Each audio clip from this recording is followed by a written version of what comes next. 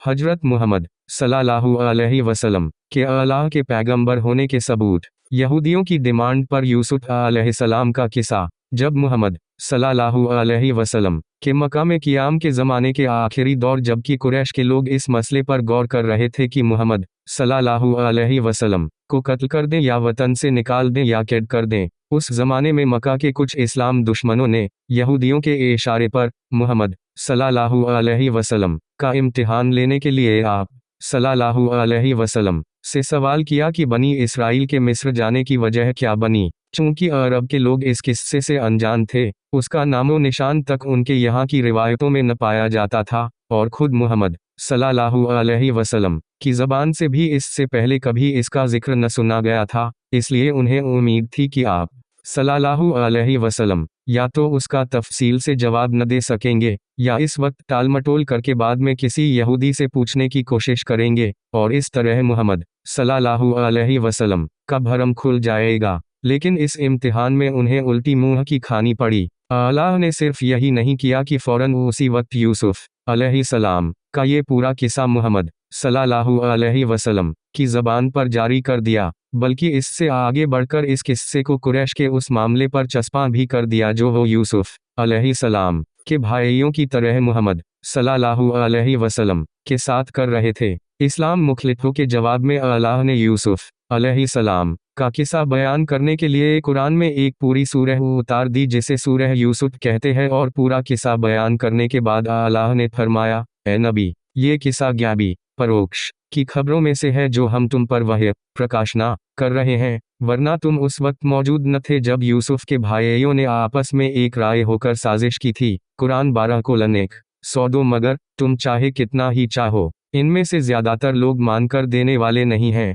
कुरान 12:1-103 अल्लाह ने यूसुफ अलैहिस्सलाम का किस्सा दो अहम मकसदों के लिए उतारा था। एक ये कि मुहम्मद सल्लल्लाहु अलैहि वसल्लम की नबूवत पैगंबरी का सबूत, और वो भी मुखालिफत करने वालों का अपना मुंह मांगा सबूत उन्हें दिया जाए, और उनके खुद सुझाए गए इम्तिहान में ये साबित कर दिया जाए कि मुहम्मद सल्लल्लाहु अलैहि वसल्लम सुनी सुनाई बातें बयान नहीं करते, बल्कि सचमुच मुहम्मद सल्लल्लाहु अलैहि वसल्लम को वही प्रकाशना के जरिए से इल्म हासिल होता है। दूसरा ये कि कुरैश के सरदारों और मुहम्मद सल्लल्लाहु अलैहि वसल्लम के दरमियान उस वक्त जो मामला चल रहा था उस पर यूसुफ कुछ कर रहे हो जो यूसुफ के भाइयों ने उनके साथ किया था, मगर जिस तरह वो खुदा की मशीयत अच्छा से लड़ने में कामयाब न हुए और आखिरकार उसी भाई के कदमों में आ रहे जिसको उन्होंने कभी इंतहाई बेरहमी के साथ कुएं में फेंका था, उसी तरह तुम्हारी कोशिश भी अल्लाह की तदबीर के मुकाबले में कामयाब न हो सकेगी, और एक दिन तुम्हें भी अपने उसी भाई से रहम और करम की भीख मांगनी पड़ेगी जिसे आज तुम मिटा देने पर तुले हुए हो।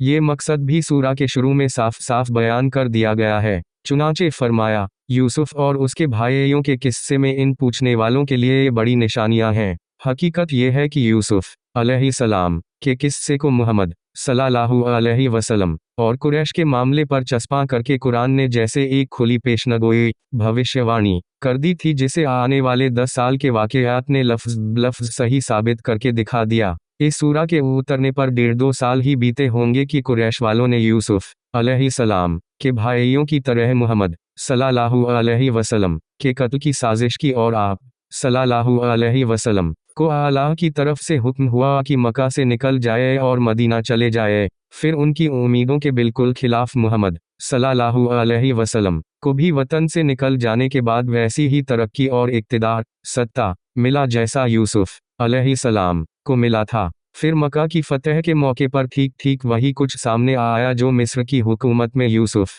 अलैहिस्सलाम के सामने उनके भाइयों की आखिरी हाजिरी के मौके पर सामने आया था। वहां जब यूसुफ अलैहिस्सलाम के भाई इंतहाई बेबसी और बेचारगी की हालत में उनके आगे हाथ फैलाए खड़े थे और कह रहे थे कि हम पर सदका कीजिए, अल्लाह सदका करने वालों को अच्छा बदला देता है, तो यूसुफ अलैहिस्सलाम ने उनसे बदला लेने की ताकत रखने के बावजूद उन्हें माफ़ कर दिया और कहा, आज तुम पर कोई गिरफ्त नहीं, अल्लाह तुम्हें माफ़ करे, वो सब रहम करने वालों से बढ़कर रहम करने वाला है। इसी तरह यहाँ जब मुहम्मद सल्लल्लाहु अलैहि वसल्लम के सामने हारे हुए कुरैश सिर झुकाए खड़े हुए थे और मुहम्मद सल्लल्लाहु अलैहि वसल्लम उनके एक एक जुल्म का बदला लेने की ताकत रखते थे, तो आप सल्लल्लाहु अलैहि वसल्लम ने उनसे पूछा, तुम्हारा क्या ख्याल है कि मैं तुम्हारे साथ क्या सलूक करूंगा? उन्होंने कहा, आप एक मेहरबान और कुशादा दिल भाई हैं, और एक मेहरबान और कुशादा दिल भाई के बेटे हैं। इस पर मुहम्मद सल्लल्लाहु अलैहि वसल्लम ने फरमाया, मैं तुम्हें वही जवाब देता हूँ जो यूसुफ ने अपने भाइयों को दिया था कि आज तुम पर कोई गिरफ्त नहीं, जाओ तुम्हें माफ़ किया।